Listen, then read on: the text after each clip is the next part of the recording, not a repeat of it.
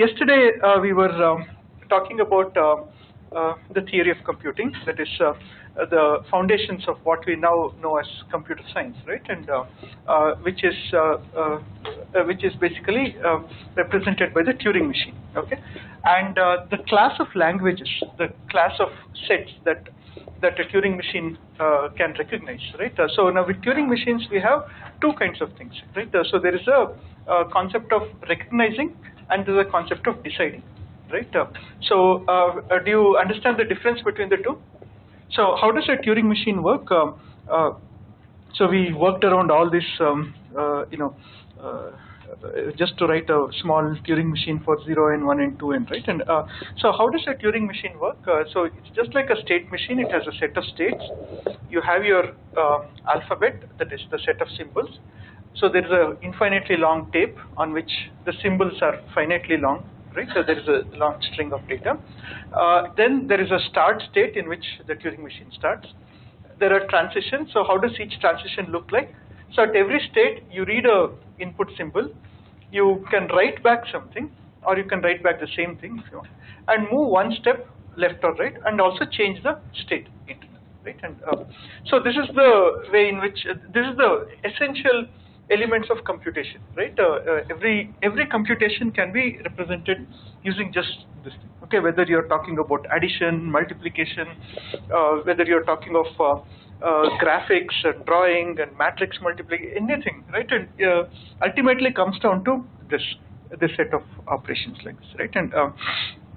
And the difference between Turing machines and state machines is that when does a state machine, oops, I don't know what was that. Yeah.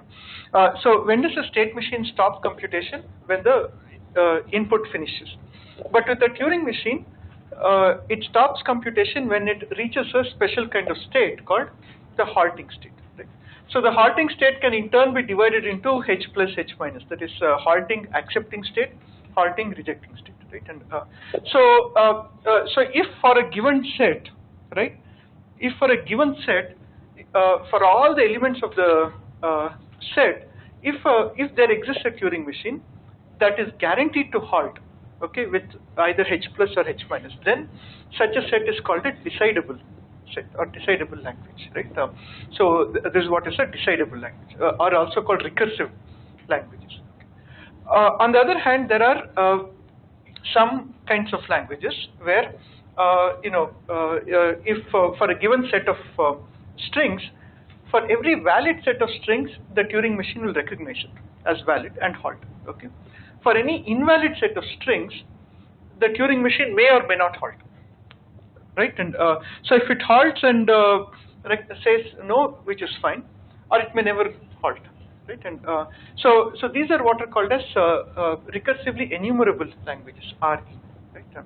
So which are as strict superset of recursive languages, right? And so yesterday we stopped, and of course we also talked about why Turing machines became so popular, because it can also introduce the concept of virtualization. That is, you can make a Turing machine as a string itself and put it on tape, and also create another Turing machine to read this and simulate it. Right, so this is the concept that brings the whole idea of stored program computing, right? And so the whole thing, when computers came to being, right? So when it's a characteristically different kind of machine than than earlier. Earlier, when we talked about machines, we just talked about let us say a shovel or a lever or a refrigerator, all different kinds of machines, a car, motorbike, and so on. All are different machines for doing different things.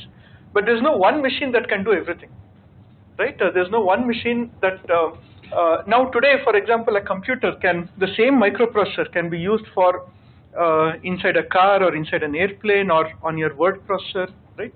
Why is that possible? Because you can program the processor using different software, right? And the whole idea of software came because of UTMs, right? And Okay, so then of course you also know the Church-Turing Thesis, right? So the Church-Turing Thesis is now considered as the basis of theoretical computer science. That is, every computing can be performed using a Turing machine, and every stored program computing machine can be simulated by a universal Turing machine, right? So that's the idea, okay?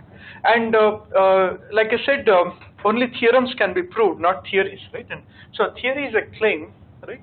And Church-Turing Thesis is a claim saying that everything that you can compute can be computed by a Turing machine, right? And people have tried to refute this, okay, by giving lots of different options, like say multi-tape Turing machines and multi-dimensional Turing machines, non-deterministic Turing machines, what else? Multi-head Turing machines, all kinds of things, right? And so our Turing machines that can jump not just one step but 5 steps, or arbitrary k number of steps, right? And all kinds of extensions to the Turing machine models, but we can show that all of them can be simulated by a plain vanilla Turing machine, right? So none of them can solve any more problems than what a Turing machine can solve, right? Fine. So this is clear. Now, so finally, what we said yesterday was to say, okay, fine, we don't know of any kind of computing model that is better or more expressive than a Turing machine, but do we know that Turing machines can solve all possible problems, right? So what do I mean by a problem so far? By a problem, I still mean this, right? A function, all computable, all functions, okay? Can a Turing machine compute any possible function between input and the output domain? Okay, so I give a set with the input domain, I give a set with the output domain, and give some specifications, and can I write a Turing machine regardless of what the specification is, right? And how many such functions are there? How many such functions can I write? Infinitely many, right? And I mean, there's no limit on.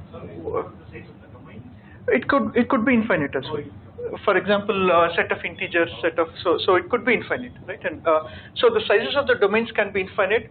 The kind of mappings that you can do can be infinite, right? And so it's infinitely many, but how infinitely many?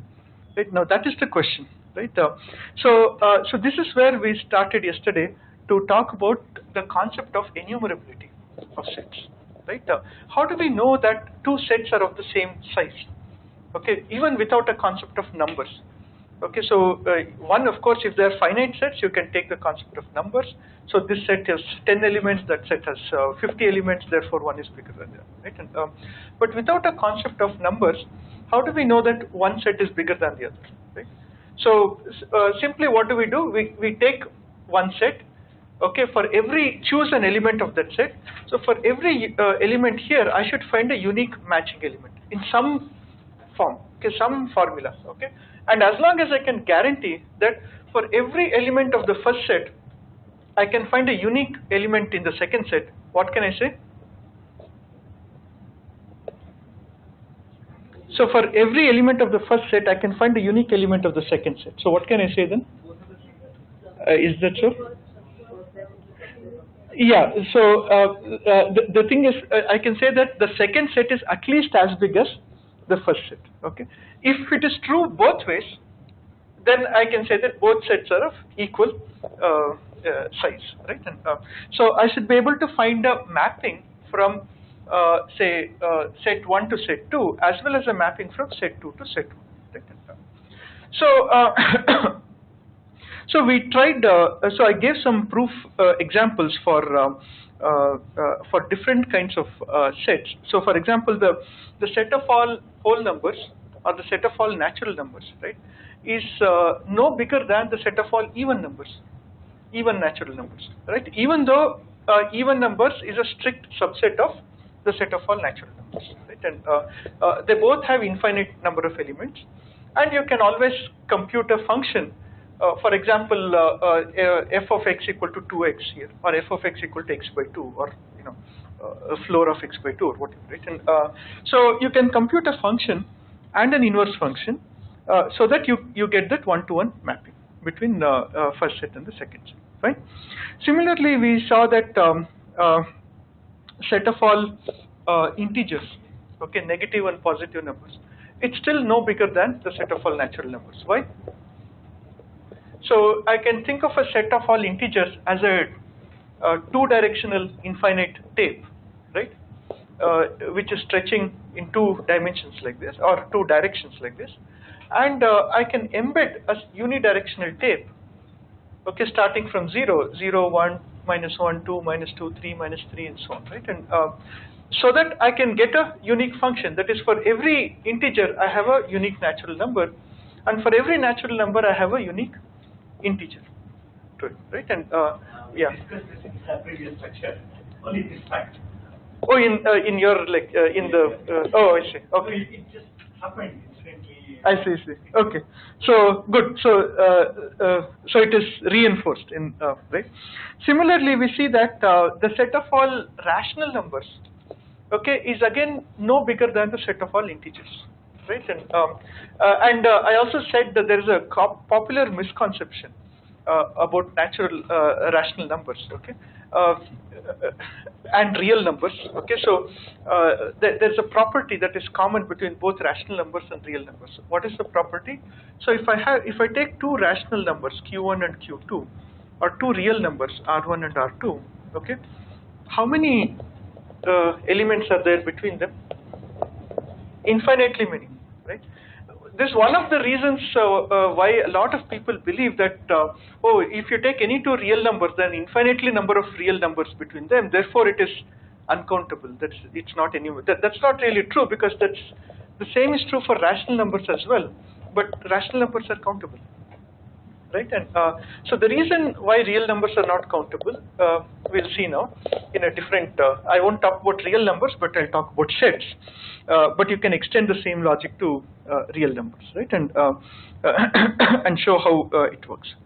So this is where Georg Cantor came into play, and he was talking about, or he was trying to understand the concept of power sets.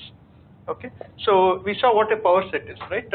So if say A equal to 1, 2, 3, okay, 2 power A is the set of all subsets, right? So you start with null and singleton sets, and double sets 1, 2, 2, 3, 1, 3, and then 1, 2, 3. Right? And we also saw that the cardinality of the power set is basically 2 to the cardinality of the set itself, right? And we also saw different properties. So one, the cardinality, the power set is strictly bigger than the set, obviously, right? And the set is a subset of its power set, never the other way around.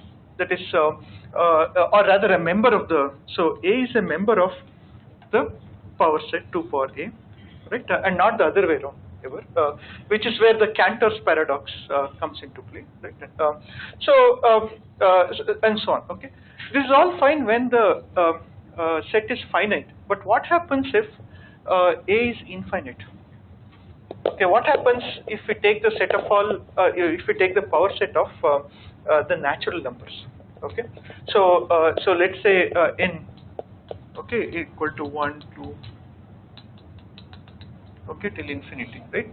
So what are the properties of 2 power n? Okay.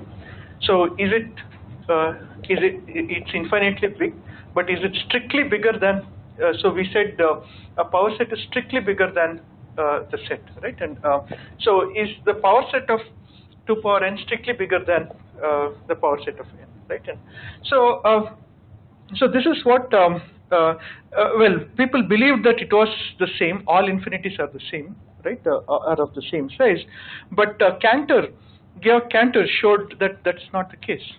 Okay, so let's see how the proof goes for so what is the power set of a set? It is the set of all possible subsets, right?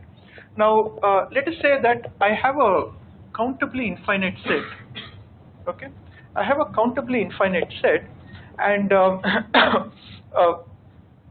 let us say that So what does it mean to say that I have a countably infinite set? It means that every number or every element in the set has, or has an index, right? So without loss of generality, what I can say is I'll represent each and every element with a natural number. Okay, this is the first element, second element, third element, and so on. Okay, for each set. Okay. Got it? Okay. So without loss of generality, I assume that every element of a set is a natural number. Fine. Now, how does a subset of a set look like? I mean, how do you? What do you mean by the subset of a set? It contains some elements of the set and may not contain some other element, right? And so in fact, what you can do is you can represent every subset as a binary vector over the sets, right? So, for example, let us say I consider some subset. Okay, it contains the first element. Maybe it also contains the second element, but it does not contain the third element. Okay, it contains the fourth element, it does not contain the fifth element, and so on. Okay, so I can write a binary vector, right? I can write 1 or 0 for each of this. Now this represents a subset. Okay, fine. And how many such subsets are possible? If it is infinitely many subsets are possible, right? And now let's assume the contrary to begin with. That is, there are an infinitely many number of subsets that are possible. Are you all following this? So there is an infinitely many number of subsets that are possible, and it is countable. Okay, so what does it mean then? Every subset now has an index, right? I can associate a natural number with every subset. So this is the first subset, this is the second subset, some mapping I have found. Okay, so let's say I say that this is the first subset. Okay. Then there's the second subset, third subset, fourth subset, right? All possible subsets of this, okay, can be mapped. Okay. So let us say the second subset looks like this. Okay, third subset looks 0. Some binary number. Okay.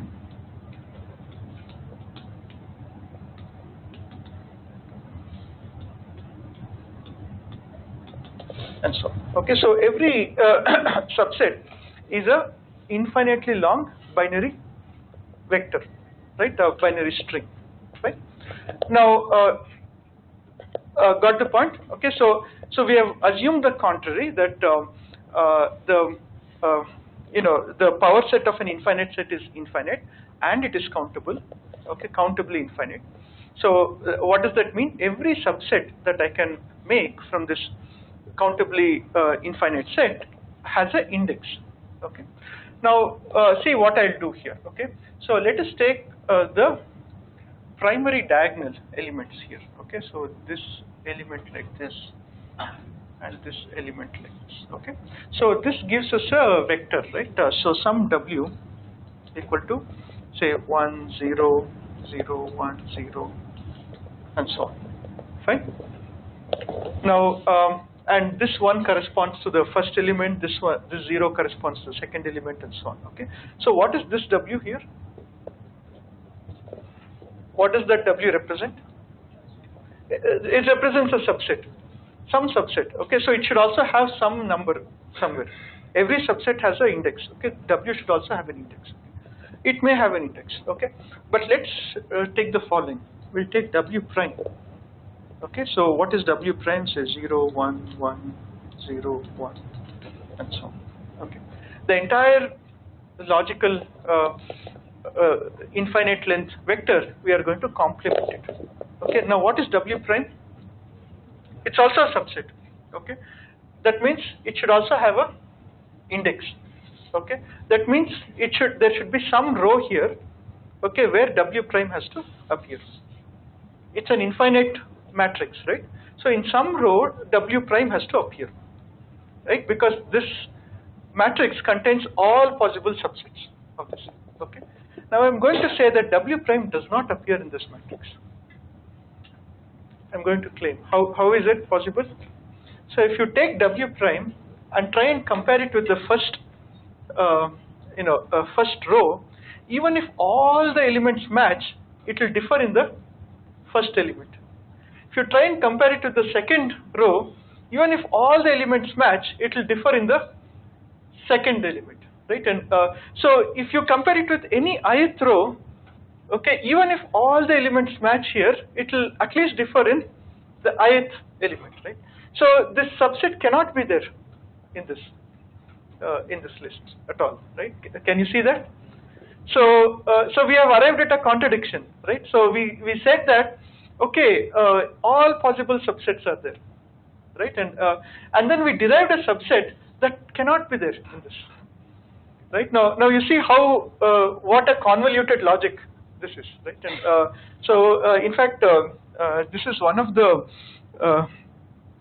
5 most influential proofs of the millennium. That it was kind of in the year 2000, it was actually called, this proof was called one of the 5 most influential proofs of the millennium, to show that you cannot create a mapping between the subsets of a countably infinite set to the set of natural numbers, right? So what does this mean? Yeah. So sir, this means that we cannot define a power set for a finite set. We can define, obviously, the set of all subsets, okay, but the set of all subsets cannot be mapped to a set of real. You cannot say this is the first power set, this is the second power, this is the first subset, second subset, and so on. You can define the power set, but we cannot, and the power set is strictly bigger than, so no matter how much you try to push it in, right, into a mapping with the real numbers, one thing you can always ease out something else, okay? People have asked all kinds of things. What if I take this string and then add it to this? Okay, fine, but I can still take one more diagonal and then ease out something else, right? And so no matter how much you keep adding, I can still keep bringing out one vector to show that this is not there in this, right? And so you can never get all the subsets into this, right? And so this is terribly counterintuitive, right? And so firstly we said, okay, infinity means infinity. All infinities are the same. Now suddenly there's a hierarchy between infinities, right? Now not all infinities are the same, right? And so in fact, Cantor went on to show that there's not just not all infinities are the same. There's an infinite hierarchy of infinities, right? So in fact, the lowest kind of infinity that we have, okay, which is the set of all natural numbers, which is the cardinality is infinity. This is what is called as Aleph naught. This is the lowest kind of infinity you can have, right? But then you can take a 2 power Aleph naught, right? The power set of Aleph naught, which is strictly bigger than the set of infinities, right? And you get Aleph 1, right? And then you can keep doing this, okay? You can take 2 power Aleph 1, okay, and then get Aleph 2, and so on, okay? Each kind of infinity here, okay, can be shown to be strictly bigger than the kind of infinities below that, right? And yeah.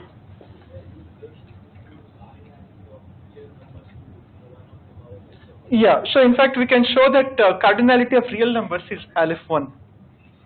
So we can show, and the cardinality of the power set of a countably infinite set is also Aleph 1, right? And you can keep taking further and further, right? So Aleph naught is any countably infinite set, like the set of natural numbers, the set of integers, the set, right? And what we can show is the set of all Turing machines, or the set of all recursive or recursively enumerable languages, is just here in Aleph naught, right? The set of all Turing machines is countably infinite. The set of all computable functions is countably infinite. It's just in Aleph naught, right? And so why is this important here? So remember that we were talking about how many kinds of problems are there, right? There are infinitely many. How many infinite? I mean, what kind of infinitely many, right? Is it Aleph naught infinitely many, or Aleph 1 infinitely many, or what, right? And, so let's try and get back to what how many problems are there, right? And or how many functions can you define? So what is a function again? We took a function. Remember that we had an alphabet, okay? Then we took sigma star, and then we said any function, we wrote it in set theoretic notation as a subset of sigma star, right? Any function which is is basically a set of strings from the alphabet, okay? So which is a subset of sigma star, okay? So what is the set of all functions that is such that f is a subset of sigma star? Okay, so what is this function? The set of all functions f such that f is a set of sigma star, which is the power set of sigma star, right? Why? Because this is a subset of sigma star. So how many subsets are there? 2 power sigma star. Right. And sigma is finite. Alphabet is a finite alphabet. So we assume, say, binary alphabet 0 or 1, or English alphabet 26 letters and so on. So, and sigma star is infinite, but it is countably infinite. Can you show that the sigma star is countably infinite? It's very simple, right? So you assign, so there are a finite number of letters here. You just assign one number to each one, and then start assigning a number to each 2 length strings. Start assigning another number to 3 length strings, and so on. Okay, so you can keep assigning. So every k length strings is a finite set, right? And you can keep on assigning. Okay, so you can keep on assigning natural numbers, and you can assign an index. So it's a countably infinite set. Okay, but the number of problems that you can create from this is uncountable, right? And so which basically shows that the set of all Turing machines, the set of all computable problems, okay, is still bounded. That is, it may be infinite, but still bounded. That is, there exist some problems which cannot be solved by a Turing machine, right? And got the point? So this is one of the very significant proofs of, in fact, Turing's paper, the most influential paper where he proposed the Turing machine, was actually to show this result. That is, he showed what computability cannot do, right? And but then Turing machine became the basis for computability later on, right? And so it turned around and became the basis for others. Fine. So this is where we are, and of course, a lot of people have tried to again claim this. Okay, can we make a computing machine that lies in Aleph 1? Okay, now you can see how limited our understanding of computing is, right? How limited is it? In an infinitely long hierarchy, we are at level 0. Right? That's where we are in when it comes to computing, right? And and do we have a computing machine that works at Aleph 1 or Aleph 2? We have no idea, right? And we don't know of any of such machines at all, right? So we said there should exist some problems that cannot be computed by Turing machines, right? So are there examples of such problems? Okay. So as it turns out, there are quite many examples of such problems. I won't go into the details of that, but I'll let you know some things. Okay, and you can find out what is the idea behind it. Okay, there is a very famous problem called the halting problem. Right. So what does the halting problem say? So I have a universal Turing machine, right? And I give a specification of a Turing machine and a string W. Okay. Now this UTM should decide whether this TM on this input W will halt or not. That is, will it decide on W or will it not decide on W? Okay. So this is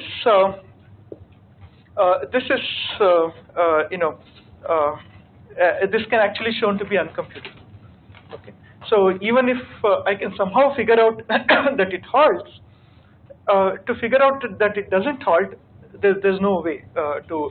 So I won't go into the proof here, but just to show that the halting problem is a very well-known problem, and Turing actually tried to. Didn't like this result in the sense. Okay, how many of you have heard of Fermat's last theorem, which was recently, not too long ago, proved by Andrew Wiles, right? And what's the Fermat's last theorem, which says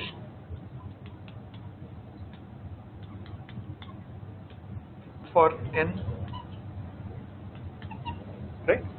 So x to the n plus y to the n cannot be equal to z to the n, where x, y, and z are integers, and n are integers, and so x square plus y square equal to z square we know, but beyond that we don't know, right? And there are no non-trivial solutions, right? And and of course Fermat said that I know the proof, but there's not enough space, and he wrote in a very dramatic way. He wrote that in the margin, and before anybody could ask him the proof, he died. Right? And that's why the problem remained open for more than 500 years, right? And nobody could solve this. So what did Alan Turing do? He said, okay, let us say that let's write a Turing machine for this. Okay. So what is the Turing machine? Sure, yeah. So we should remember Fermat was a lawyer. Oh, okay. So we should be careful whether he knew or not. Yeah. Well, he claimed he knew, so but so jurisprudence. So innocent unless proven guilty, right? So okay. So what did Alan Turing say? So he said, okay, see, let us try values of n greater than 3, okay, and all values of x, y, and z. How many x, y, and z are there? Infinitely many, right? But it's countably infinite. Okay, so we know that if I have a 3D space or even a 4D space, okay, I can start enumerating each and every element of this, right? Now imagine a 4-dimensional space like this and a 4-dimensional space filling curve. So you have all possible combinations, right? X, Y, Z, N, and so on. Okay. So what I'll do is I'll write a Turing machine, okay, that will check all possible sets of x to the n, y to the n, z to the n, okay, in this, okay, all possible sets, and it will keep on checking until it finds something where it matches, right, and it stops if it matches there, right. So how do I prove Fermat's theorem then? To show that this Turing machine will never halt, right? So if I can somehow prove that this Turing machine, which is going like this, will never halt, then actually now I have a proof for Fermat's theorem, right? And but sadly for Turing, the halting problem itself is uncomputable, right? So he tried to do this for Fermat's last theorem, and said, okay, how can I prove that a Turing machine will never halt? And then tried to do that, but then found that it is an uncomputable problem. Right? And it is beyond. And the problem remained open beyond that. Right? So there are lots of such problems like this.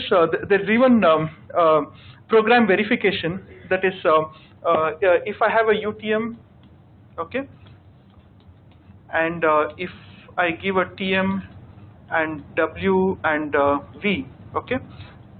Now, if I have to ask whether this TM given this W will give this output V, right? The given W as the input, will it give output as the V? Okay, if can I verify that? Even that is unsolvable, uncomputable. Or even simple things like if I take an arbitrary polynomial, okay? So AX P plus B X Y Z P minus 1, whatever, some arbitrary polynomial like this, okay, something finally equal to 0, right? And if I want to see whether this polynomial has integer roots, okay, so what is an integer root? Can I assign an integer value to all the variables here so that this entire thing comes down to 0, right? And even that is uncomputable for arbitrary polynomials. You must have heard of how to solve quadratic equations and cubic equations and so on, right? And so we only know some very basic cases, but you take the arbitrary cases, even that is unsolvable. Right? And, so there are so many such problems like this, which very mathematical problems. Okay, we are not talking about loosely defined problems. You know, I'm not even saying can a computer write a poem and so on. Okay, can it solve the Kashmir problem? Nothing like that, right?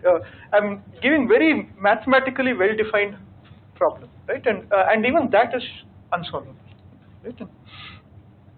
So this is the basis of the theory of computing, right? And so let me pause. Any questions? Because I'm going to change gears. Finally, come down to open world computing. Last few. Any questions? Have you all got the idea of uncomputability, right? And why uncomputability should exist, and how limited our understanding of computing really is, right?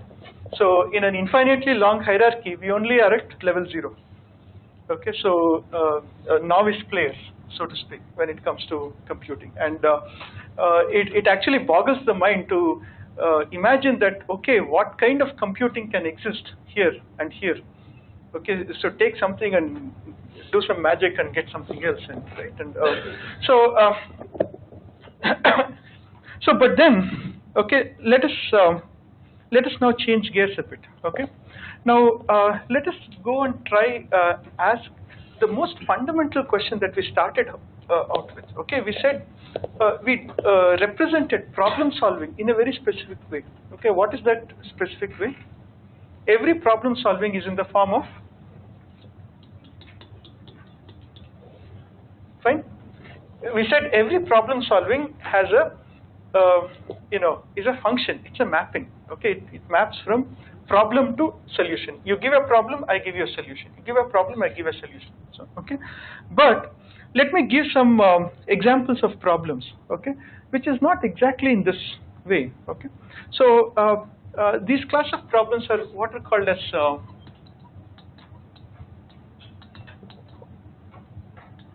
state maintenance problems. So, for example, let us say you want to design a autopilot system for an aircraft. Okay, so what should the autopilot do? Or when do you know that the autopilot has worked? Has been successful? So let us say I create the autopilot and say my plane has to fly at 30,000 feet. Okay, so when do you know that it has worked? When the plane flies at 30,000 feet. Is that a one-time this thing? That is, just because the plane has flown until now at 30,000 feet doesn't mean that it will fly at this feet for tomorrow, right, or the next moment. Right? So the state maintenance problem does not have an end state at all, right? In fact, just because you make the plane reach 30,000 feet does not mean you can stop. The autopilot can stop. In fact, if the autopilot stops, then the plane comes back down, right? And so the plane reaching 30,000 feet is not the problem. Okay, the plane maintaining 30,000 feet is the problem, right? So do you understand the difference between mapping and maintenance, right? So maintenance is so mapping is a transaction. Okay, you transact, you give an input, you give an output, and so on, right? And so give money, get something, go. Okay, it's a transaction. Okay, but maintenance is a relationship. Okay, you maintain a relationship. You can't just transact and go. Okay, shake hands and go, right? And so let us say you have we are all living beings, right? And we are all fighting for survival in some sense. Okay, all of us are fighting for survival. Okay, biologically and ideologically, all kinds of things, right? And when do you know you have succeeded in surviving? We can only know when you have not succeeded, right? We can only know when an organism failed to survive. Okay, but we can never say the organism has survived. Okay, because the moment I say I have survived, the next moment I don't know whether the very same things that that we did to survive may actually lead us to not survive, right? And and you know this saying, right? Everything that we do is it basically leads us to our death, right? Because that's what will ultimately happen to all of us, right? And so everything that we do is actually going there, no matter what, right? And, so how do you know that you have survived? Now that is so. Now you see, now this is a very different class of problems altogether, right? And so these kinds of state maintenance problems were first studied in what is called as reactive systems design, right? And so Zohar Manna, Amit Noeli, and a lot of other controls theory people, okay, who tried to build reactive systems, saw that well, the problem of reactive systems cannot be represented like this. Okay, so so all the proofs that we had, the theory of algorithms and complexity and whatever, right, uncomputability, expressiveness, none of these are directly applicable here, right? You know, the state maintenance problem is a completely different problem altogether, right? And so what I'll do is, yeah, I mean, of course, I can't go full-fledged into reactive systems theory, but I'll give you some idea of what kind of results came out, okay, in reactive systems research, right? And why is that important for us? Fine. So understood the difference between mapping and relationship, right? Yeah.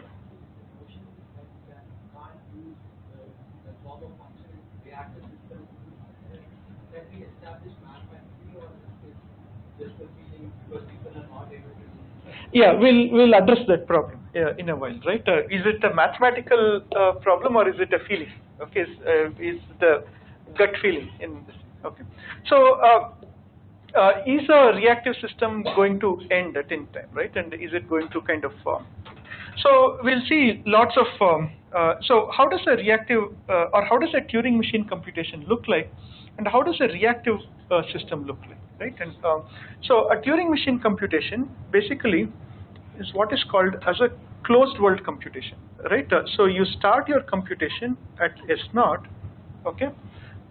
So where you give your input and state symbol and so on, okay? And it just shuts out the world, okay? And keeps computing something, and finally it reaches an end state and gives an output, right? So this transition from input to output, okay? So sorry, this is input, this is output, okay? Is what is called as atomic or isolated from the environment, right? So the environment is cut off from input to the output, to this thing, right? And but how does a reactive system look like? A reactive system, what happens is, okay, so you start at some state, so you give an input, and you react something, you give an output somewhere, right? But then the environment gives you another input, okay? So you make a control action on your airplane, and the airplane responds in some way, okay? You do some other computation, you give an output, give an input, do some other computation, give an output, and so on, okay? It may never end as well. There may not even be an ending state, okay? Our whole idea may be that this interaction has to have a certain property in right? And now one can ask, let's take two examples, okay? Let's assume that, okay, we have to end somewhere. Of course, an autopilot will not run infinitely long, right?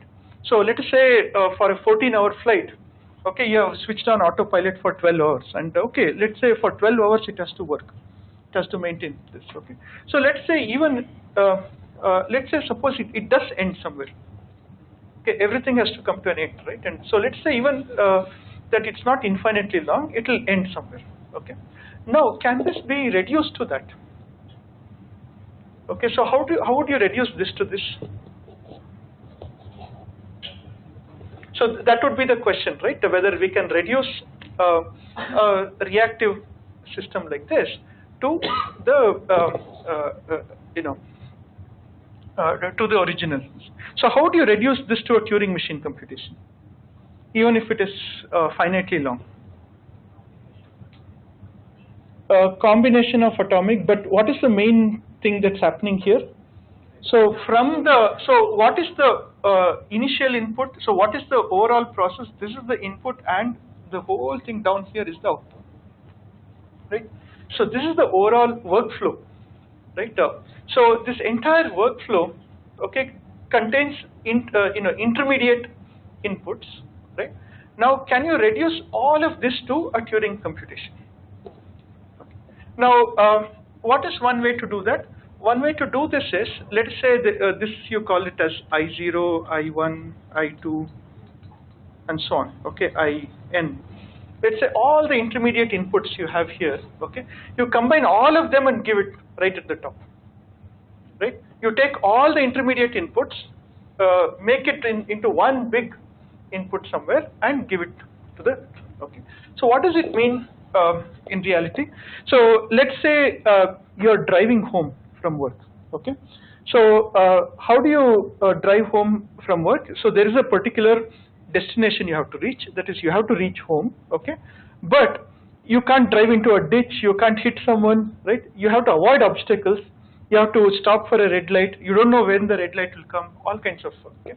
So what does it mean that, so you are reacting to the outside world while you are driving home, right? And so what does it mean to close this open world?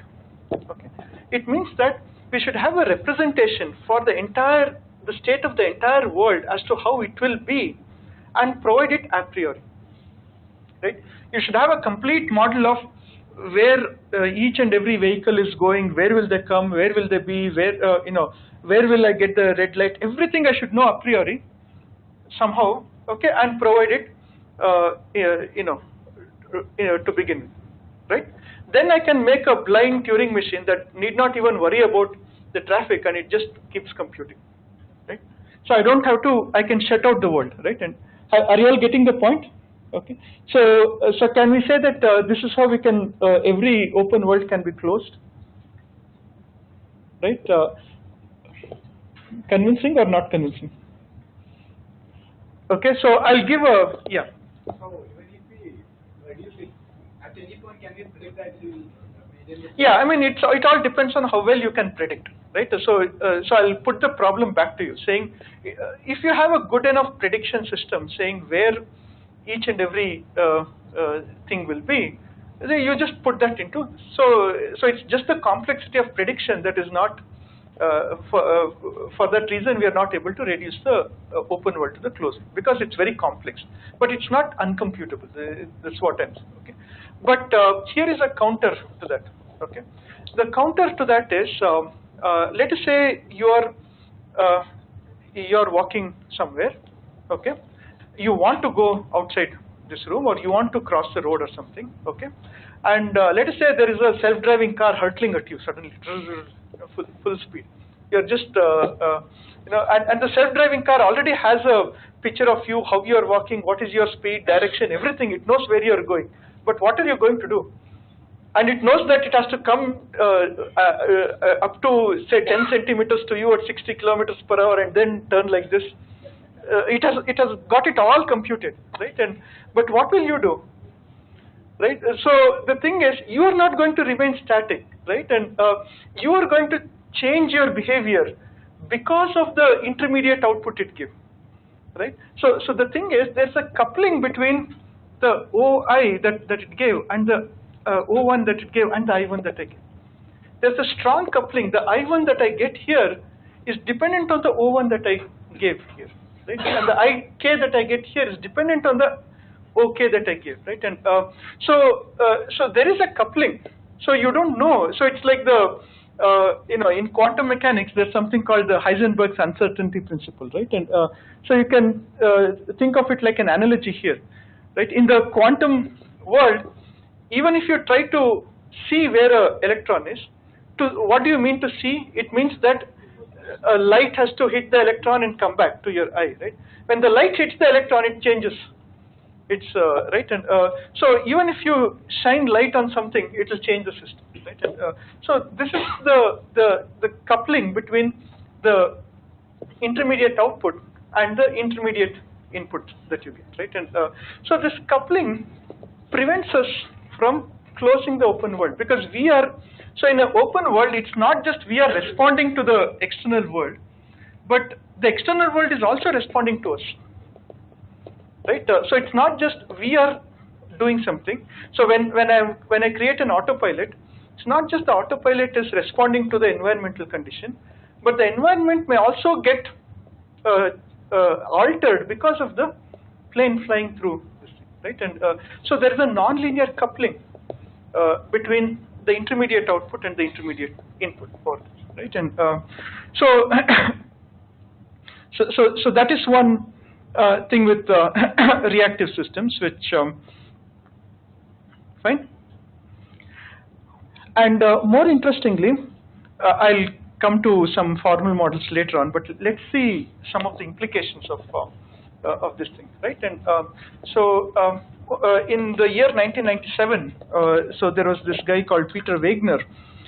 He was working on, so in applications program design. So this is reactive systems coming from a different community, while Peter Wagner was working on pretty boring stuff like object-oriented programming, right? And but then he wanted to make it interesting and said, why don't we,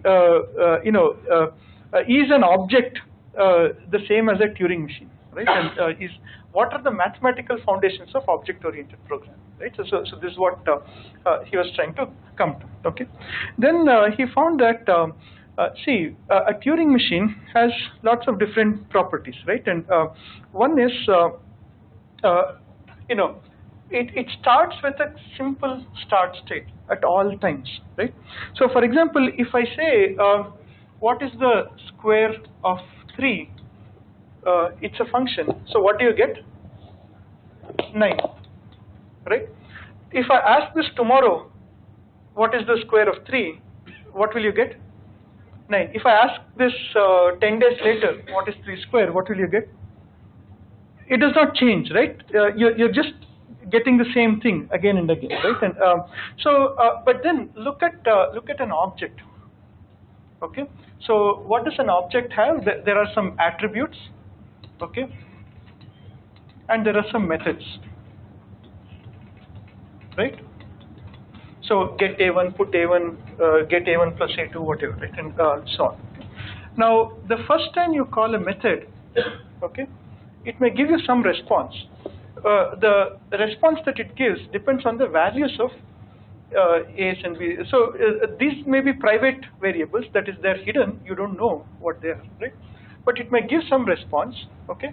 But the second time you call this, it may give a totally different response. It depends on what are the values of the hidden variables, right? And what is an example, okay? Let us say you have a telephone answering machine, okay? So M1 means record a message, M2 means play a message, or M3 means delete a message, whatever, right? And so let us say you call M2 first when it is empty. You get a you get a response saying that there are no messages. Right? But let us say you call M1 in between, and then again call M2. Then what happens? The observable behavior of M2 changes, right? So, but the observable behavior of a function never changes, right? The square of 3 will be 9 no matter how many times you call it, okay? But the square of, but the output from M2, the same function, may be different every time you call it, right? Why? What's happening here? There is what is called as a hidden variable, right? So the function M1, okay, has a hidden variable here, okay, which is not known on the tape. Okay, if this is a Turing machine and my input is the tape that I give, where I give the input like this, okay, this hidden variable is not known to the input. Okay, it is not part of the input. It is part of the machine itself, right? And because of which it is providing a different output every time you call it, right? And similarly, there are lots of other, there is. I used to have this anecdotes to mention this. Okay, you know this. You know the answer to this question, right? How do you put a camel in a refrigerator in 3 steps? Open the door, put the camel, close the door. How do you put an elephant in a refrigerator in 4 steps? So the PJ was that: open the door, take the camel out, put the elephant in, and so on. So the thing is, somehow the second question is connected to the first question, right? And so I used to use that as an example for this, right? The hidden variable that which is there, right? And that is not just the case. Okay. Now the thing is, let us say you have an object. Okay, and so some variables and method and so on. Okay, this is your Apache server which is running. Okay, now, okay, so before I go to this, I'll should say another anecdote. Okay, so nowadays these things are not there, but earlier, you know, in airports and railway stations, you used to have this weight machines, weighing machines. So you stand there, you put a coin, and it will give your weight.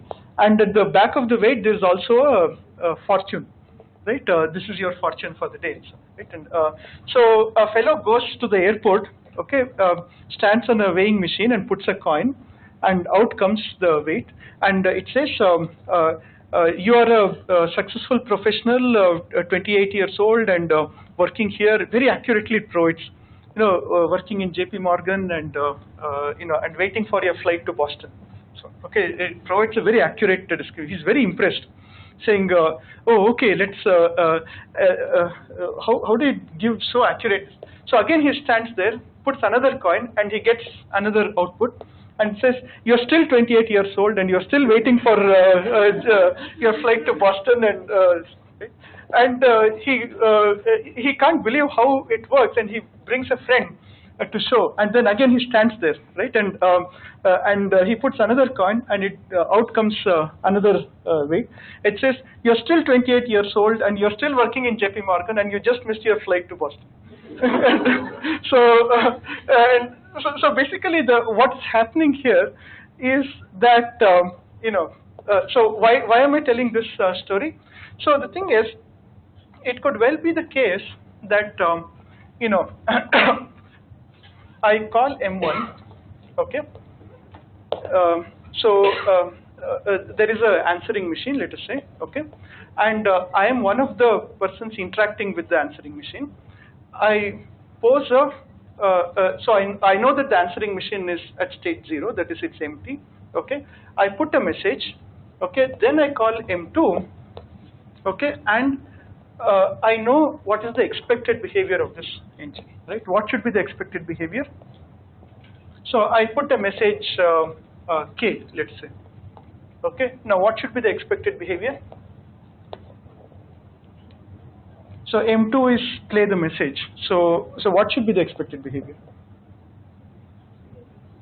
K, right? I mean, I put K, and I'm playing it back. I should get K. Okay.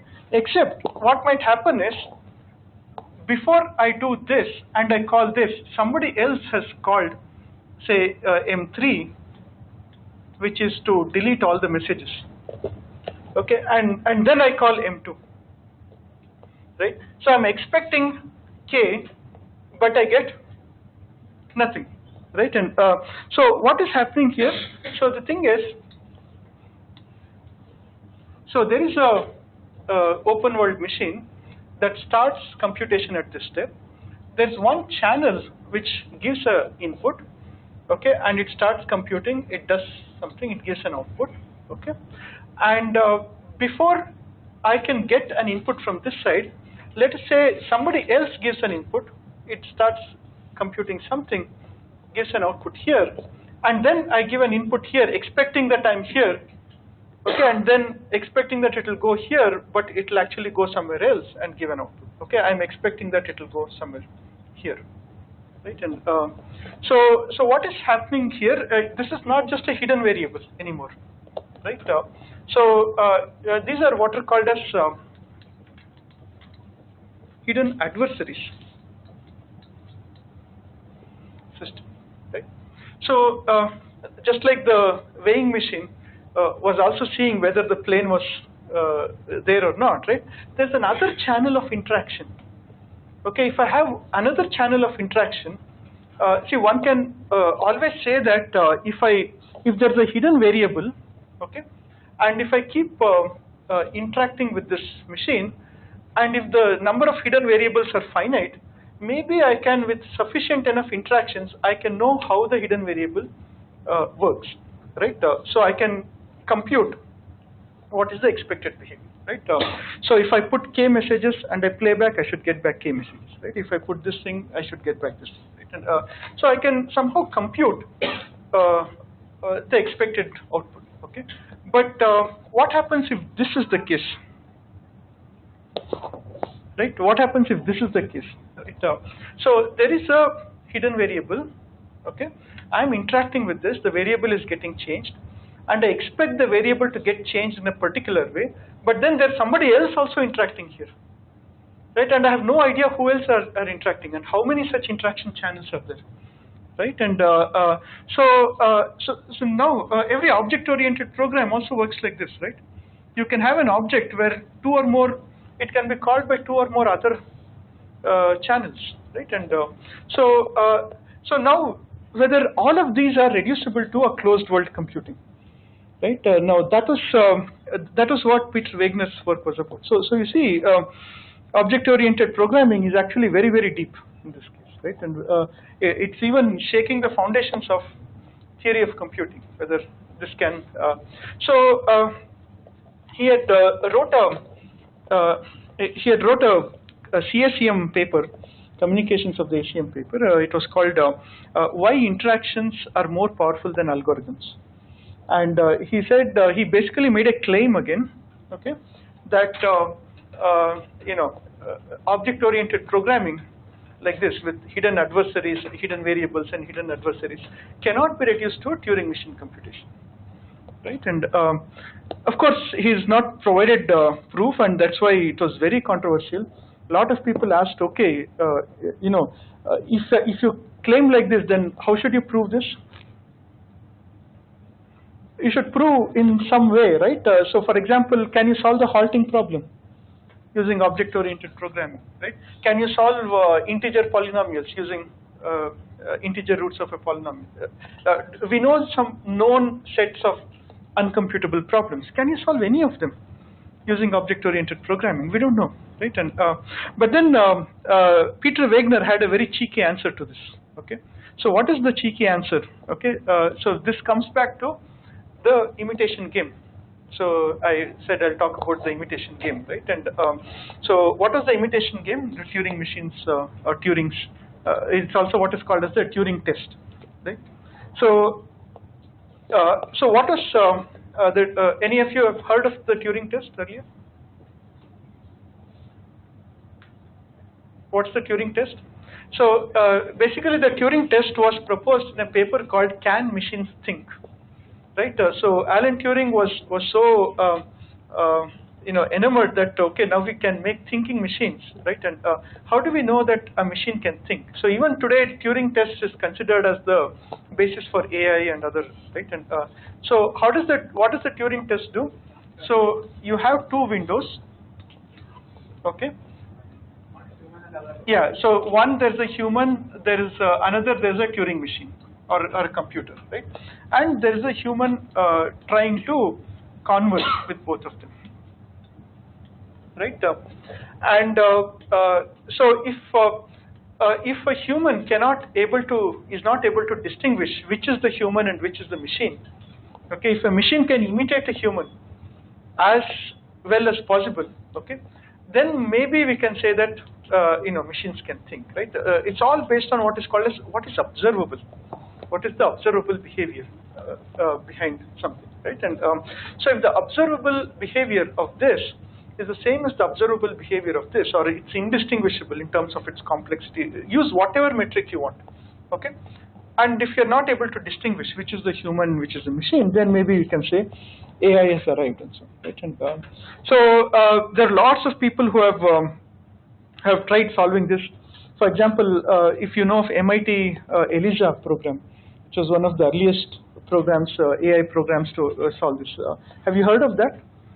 Where you can converse with now, of course, Siri and Cortana and Google. What's that? Alexa so a lot of this try to do such a thing, conversational chatbots, right? And where you ask a question and gives an answer, which okay. But still, of course, we can still distinguish that we are talking to a chatbot, not. Okay. Now, so this is called the Turing test. Not every AI researcher agrees with the Turing test, of course. Peter Norvig, one of the well-known AI researchers, right? He made a statement that, see, if aviation scientists were to think like this, then their ideal objective would be to build a flying machine that looks like a pigeon and flies like a pigeon and fools real pigeons into thinking that it's a real pigeon. Right? So that's not the idea of. So not everyone agrees with this, but it's still considered the benchmark of what is considered intelligent behavior. So you should be able to observe intelligence, right? And yeah. So we don't have anything to measure or evaluate, right? Yeah. So the idea is that the human is considered the gold standard. That is, humans are the arbiter to say what is intelligent. Sure. So that's why, for example, you say no matter what, you give whatever IQ, EQ, AQ, whatever measure you take, okay, and you can't distinguish between the two. Then, so the thing is, the burden of measurement is on the human. Okay. So you know what? So you know what Peter Wagner said? How we can solve using open world computing. Okay. So using open world computing, I'll take the Turing test. Okay. In one window there's a human. In the other window there is an interaction machine. Okay. Rather than a Turing machine, I have an interaction machine. Okay. And there's a human who is talking to both of them. Okay. Now, what does this interaction machine do? It makes a very simple logic. Okay. So it takes the question from here, asks another human being behind, takes the answer from here and gives it here. Right. Now, that's all it does. Now, the observable behavior here is at least as good as the observable behavior here. Right, and so yeah, well, the interaction machine is able to. So the idea here is that computation is sometimes just reflecting the complexity in the environment. Okay, so let us say, how do I solve the halting problem? Okay, so let us say this human being is some kind of a divine jnani or something, and he knows the answer to the halting problem. Right, he somehow asks one of his Kul Devta or whatever, and then says, okay, here is the answer to that halting problem. Right, all that I need to do is ask this guy, ask the oracle, whatever it is, right, and give the response. So, well, you want the halting problem solved? I've solved it. Right, so observably, I have solved this. Right? And so my lab people would know what I'm talking about. I keep telling them, don't be a reporter, but be a researcher, right? And a reporter is like this, right? And but I want them to actually develop this skill, right? And so the thing is, but the idea is that machines, when you are in the open world, do interact with the complexity in the open world and provide the complexity and provide the answer, right? And why is this important? Because it completely changes the way we think about machines. Right, and even we think about humans as well. Okay, see, today, for example, if you want to build a web-based application program, okay, what all do you need to know? Okay, so what does a lot of ML researchers do, or whatever, right? So I say I'm using SVD to solve this problem. I'm using CNNs to solve this problem or whatever. Okay. So, but if you look at their code, what will they be doing? It will say import import this, call this function, right? And so the thing is, somebody else has written the actual logic, and you're using this logic, right? And this happens in real time as well. Okay. For example, if your web-based program is there, And if you want to log in, nowadays nobody writes their own login scripts. What do? They ask Google, say log in with Google or log in with Facebook, log in with. So rather than writing the login script here, they actually outsource it to somewhere and get it back, right? And so the whole idea of program design changes with when you take the open world assumption, right? That is, you can actually ask from outside and get it, incorporate that component. Okay? But it brings in a whole new set of problems in itself, right? So if you ask Google to log in for you, right, then Google knows everything about your, the people who are using your software, right? If you ask somebody else to do something for you, then they'll know everything about this. And tomorrow, if Google shuts down for whatever reason, then you also shut down, right? And so all kinds of network effects and other, the efficiency of your program. Let us say the output rate at which you give your response and so on is no longer dependent on what you do, but what Google does as well. Maybe Google is slow today because of which your program is slow, right? All kinds of other. So yeah, so this is not a real proof, of course, in the sense that we don't have a real proof saying whether the halting problem can be solved, but the fact that you can open up your closed world opens up a lot of possibilities. It's a completely new way of thinking, right? And more importantly, so what Peter Wagner suggested was three kinds of things, right? So an algorithmic computing is the Turing machine, okay, which takes an input, gives an output in an atomic fashion. Then there is the hidden variable machine. Okay, this is also called the single stream interaction machine, SIMS, right? So it takes an input, gives an intermediate output, takes another intermediate output, gives, and so on, right? And then there are MIMS, multi-stream interaction machines, right? Which take an input, let's say here, does something, gives an output. So for this, it appears like it has come from here to here, okay? And then it takes an input like this and gives an output, okay? And it takes another input, let's say here, okay, which seems to appear for this appearing here, and it gives an output here, but whatever, right? So these are what are called as multi-stream interaction machines, right? So just like you had a single tape and a multi-tape Turing machine, you have a single stream interaction machine and a multi-stream interaction machine, right? Basically, they are routers. So any routing protocols problems will apply to them. Yeah, but not just routers. They're also they're also doing some computing, right, and changing an internal state. So there is a hidden variable as well.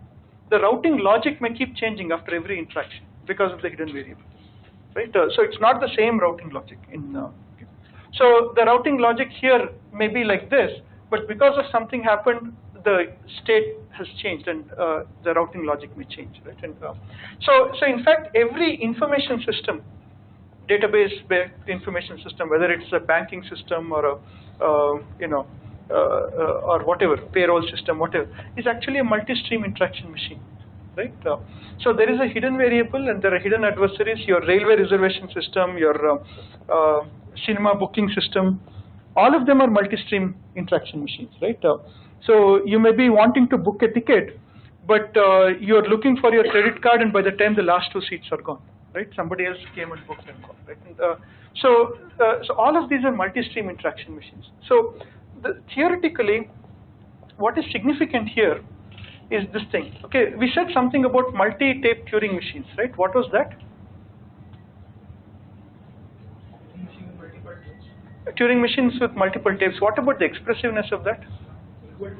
Equal to the Turing machine. That is, you can reduce every multi-tape Turing machine to a single tape Turing machine.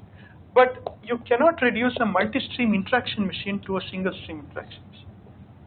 You can prove that, right? You can prove that you cannot reduce a multi-stream interaction machine. In database theory, this is what is called as serializability. Right? Whether a sequence of transactions that are happening here is a serializable schedule. Okay, so what is a serializable schedule? A serializable schedule means that let's say this is one transaction on this channel, and this entire thing is one transaction on this channel.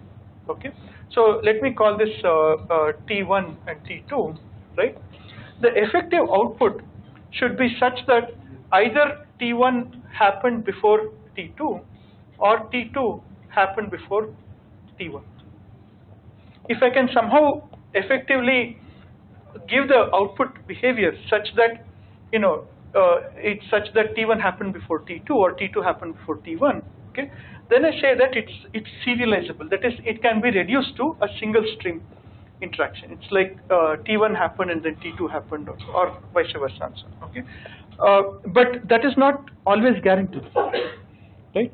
It cannot be always guaranteed, especially when there is an interdependency between the state manipulations of this and the other. Whenever there is a coupling between intentional or unintentional coupling between. Okay. So I won't go into the proof here again. But if you read database transaction theory, you'd have understood the proof here that not all schedules are serializable. Okay, so some schedules are serializable and some are not. Okay. But I'll give an anecdote again. Okay, I'll give an example to illustrate this. Okay. What is the example? So do you know the story of, or do you know the solution for how do you play concurrent chess with two grandmasters and win against one of them, or maybe draw or what? So yeah, what do? You have two grandmasters. Okay, Vishwanathan Anand is here and Gary Kasparov is there, right? And so you agree to play black with one guy and white with the other guy, right? And so then you first go here, see what move he makes, come here and make the same move, and you see what move that guy makes, and come here and make the same move, right? And now it appears for them that you are acting like a grandmaster, right? So what is happening here? You are taking the input from this, and before giving the output here, you have to do a transaction here, right? You are giving an output here, and then taking another input, and then you are giving the output here, right? And so there is a coupling between the two transactions, right, on the two channels. When that is the case, then a multi-stream interaction cannot be reduced to a single-stream interaction. Now this is one significant difference between, say, Turing computation, which is completely closed world, and an open world computation, right? So there's a lot of questions saying, okay, all open worlds can be closed. Well, not necessarily. So here is a contrasting difference between an open world machine and a closed world machine.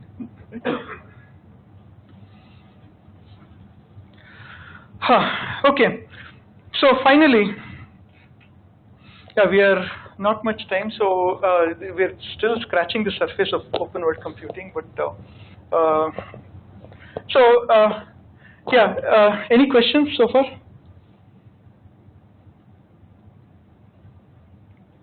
Are you all somehow convinced that open world computing is a totally different problem, at least, if not more expressive? So we are not. So there is a claim that it's more expressive. That's not yet, resolved. But that's not the problem here. The problem here is the characteristics of open world systems are so different from closed world systems, right? And I can go into, for example, labeled transition systems, infinite state machines, bisimulation, lots of mathematical models behind this one, but none of them really completely talk about open world computing. So fine. So, but let me try and since we are almost ending here, let me try and give a philosophical perspective to open world computing, right? And see, the thing is, where do scientists get their inspiration from? Or anybody, for that matter? What is our ultimate source of inspiration? Nature. You observe nature and see what. Okay. Now, of course, so we started building machines for a long time. Then we built machine that can speak, machine that can run, machine that can jump, machine that can fly. Now machines that can compute. Right now, that's the ultimate machine, right? For machine that imitates the brain and so on. Okay, but then we are getting into all these problems, right? And but let us try and go back to see how nature builds its machines, right? Yeah. So let's compare machines built by humans and machines built by nature, right? Can you see some really striking design differences or design? So this is a flying machine built by humans, and this is a flying machine built by nature. This is a skyscraper built by humans. This is a skyscraper built by nature. I mean, for ants, this is a skyscraper, right? And this is probably much bigger than that. Okay, in terms of the relative size of an ant, and this is a riding machine or which locomotive. This is a locomotive. Okay, built by nature. Now, can you see some difference between? Now, one difference is there are no wheels in nature. For humans, we keep saying, "Don't reinvent the wheel." Oh, it's all oh, you have just reinvented the wheel. Wheel is a very basic invention, and so on. But nature has not invented wheels at all. Maybe it's trying to tell us something. Right, guys, wait, and so for so many hundreds of years, we said, okay, the wheel is the most basic invention, and there are no motors also, right? There are no motors, there are no turbines in nature, right? So it's a very different way in which nature thinks about machines, right? Do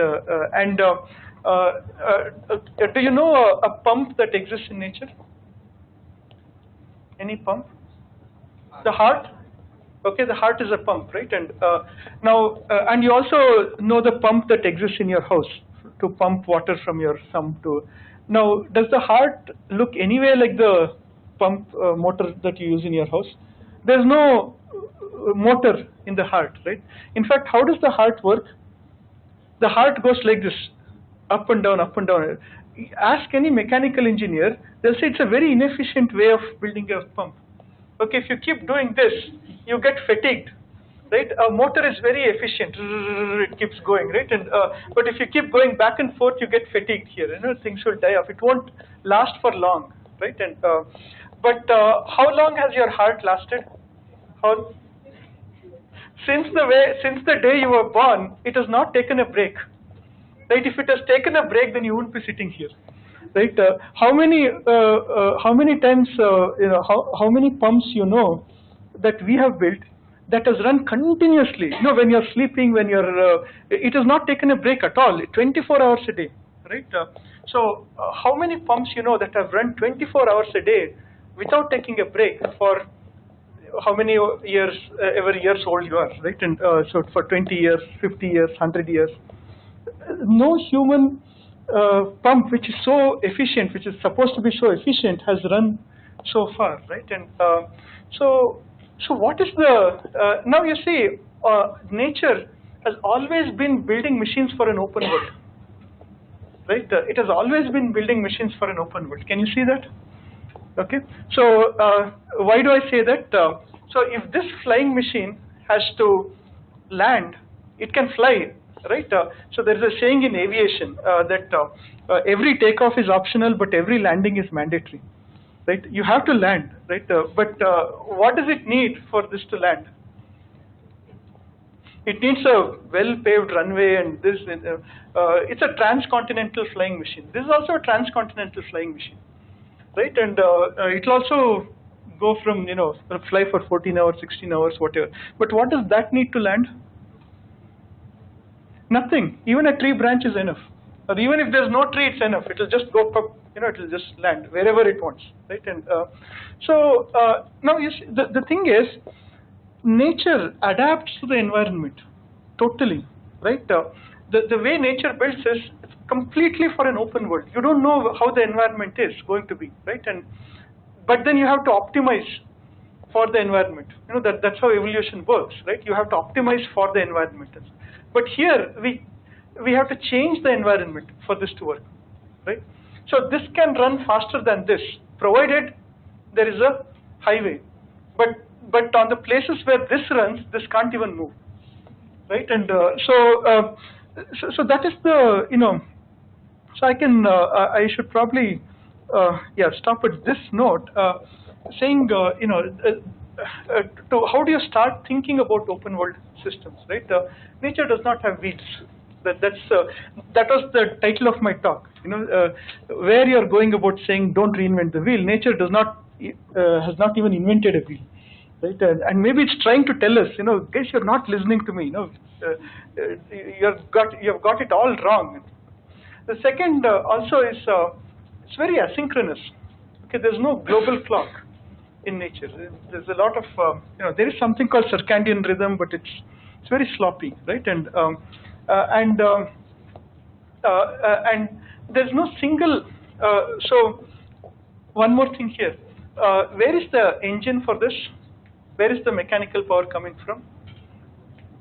These four things, right? How many engines it has? 4. How many engines this has? 1. We don't even know. The entire body is the engine, right? So it can somehow, the entire wing is the engine, so it can propel. So this can say how many cylinders my engine has, but here there is no engine at all. It's the entire body is the engine, right? So there's no single concentration of mechanical power or any computational power even, right? And this is also what I keep saying. It's a fallacy to say that we think with our brain, because we actually think with our entire body. We just think orders of magnitude more with our brain. Each and every part of your body is actually thinking, right? Which is I have this here, right? What is called as declarative design. Right, so nature builds things in a declarative fashion. Okay, so how do you move, for example, with your legs? What is happening in your legs when you move? There are muscles contracting and expanding and whatever. Right? If you jump, what's happening? There's some muscles contracting. And what is the logic? What is the algorithm that you use? Which muscle has to contract how much?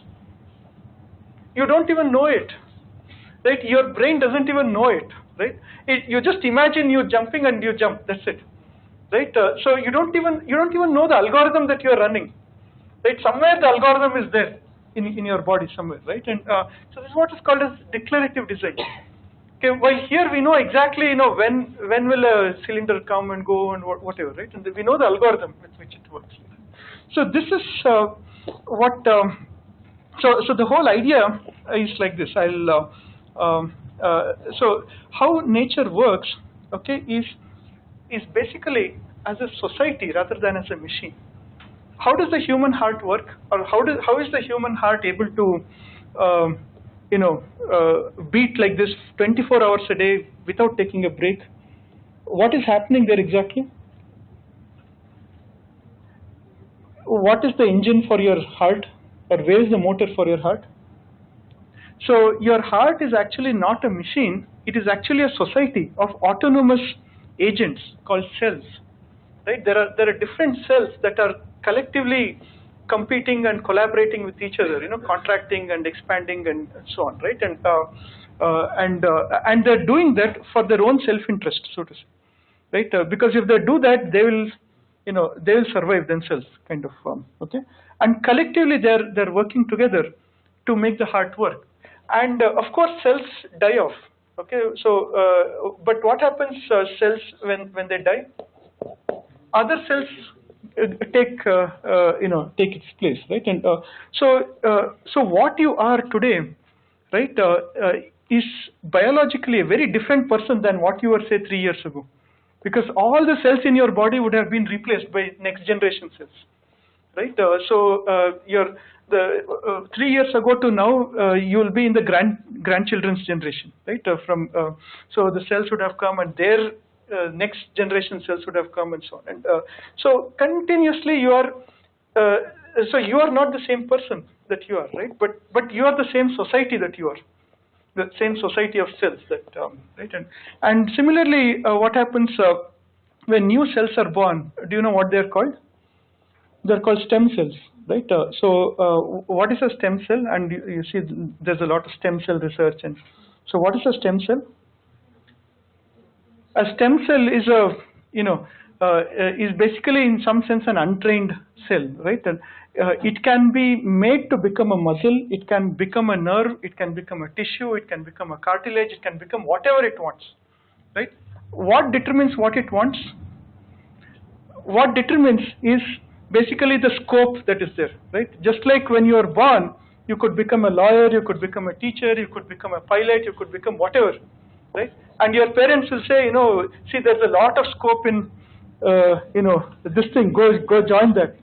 That's exactly what happens inside our body as well. So autonomous agents are born and they are trained based on the demand. So you know why you develop muscles when you exercise a lot.